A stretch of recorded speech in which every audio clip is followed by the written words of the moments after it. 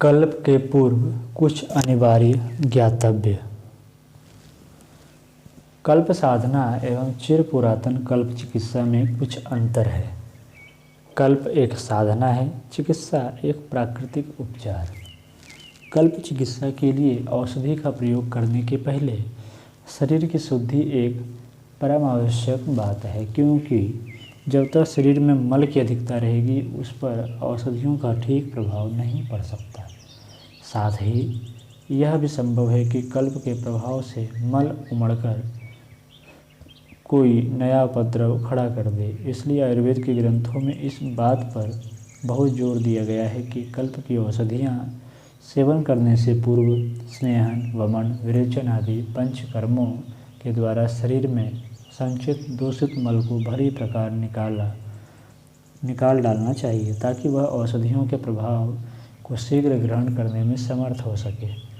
इन पंचकर्मों में यद्यपि वमन और विरेचन को प्रधान माना गया है, पर जो मल शारीरिक अंगों में चिपटा रहता है उसे सुगमता से निकालने के लिए स्नेहन और स्वेदन आवश्यक है। जैसे साबुन लगाकर मैल को फुला दिया जाता है, उसी प्रकार स्नेहन तथा स्वेदन कर लेने से वमन विरेचन में सहायता मिलती है। स्नेहन प्रक्रिया के लिए वसा प्रधान पदार्थों का प्रयोग किया जाता है। स्थावर जो वनस्पतियों से मिलते हैं तथा जंगम जो प्राणियों से घी वसा के रूप में प्राप्त होते हैं। कल्प चिकित्सा में घी और तेल को ही प्रधानता देते हैं। इनका प्रयोग पीने, वस्ती, शिरोवस्ती, नस्य, मालिश एवं भोजन आदि के द्वारा किया जा सकता है। स्वेदन प्रक्रिया का अर्थ किसी प्रकार से काया को गर्मी पहुंचाकर पसीना लाना है। इसके माध्यम से शरीरगत दोषों को बाहर निकलने में सहायता मिलती है। प्राकृतिक चिकित्सा के ढंग से भाप प्रक्रिया द्वारा ऊपर कंबल व नीचे अंगीठी रखकर पसीना लाया जा सकता है। इससे रोमकूप खुलते हैं और मल निष्कासन की प्रक्रिया तेज होती है। आजकल इस कार्य के लिए बिजली का इंफ्रारेड किरणों का भी प्रयोग किया जाता है। वमन प्रक्रिया के पीछे सिद्धांत है संचित मलों को आमाशय में एकत्रित हो जाने पर उन्हें निकाल बाहर करना। यदि वमन प्रक्रिया ठीक प्रकार से विशेषज्ञ के मार्गदर्शन में की जा सके तो शरीर वस्तुतः हल्का होकर कल्प के योग्य बन जाता है। यह संचित कफ को निकाल देने की प्रक्रिया है।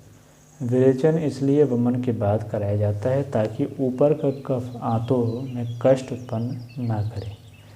विरेचन में किस प्रकृति के व्यक्ति के लिए क्या श्रेष्ठ औषधि है, यह उसकी प्रकृति पर निर्भर है। आयुर्वेद के निष्णात इसका निर्धारण करते एवं पित्त से मृदु, वात कफ से क्रूर तथा समदोष वाले व्यक्ति के लिए विरेचन की प्रक्रिया का स्वरूप बनाते हैं।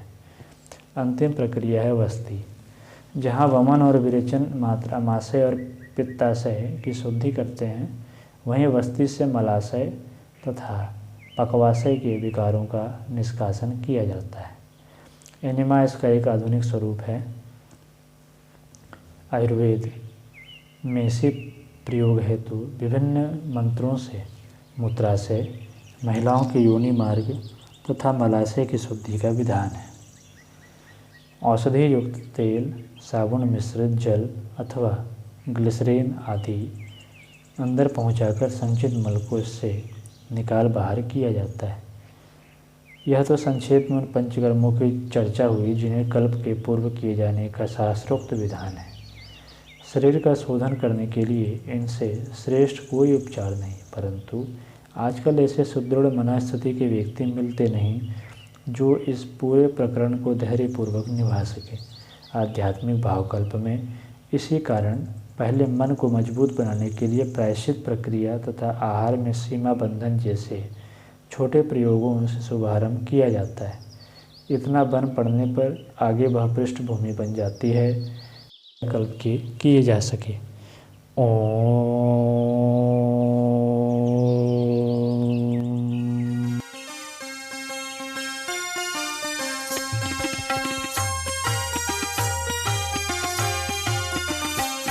चलो गुरुदेव के सपने सजाने की शपथ ले ली। चलो गुरुदेव के सपने सजाने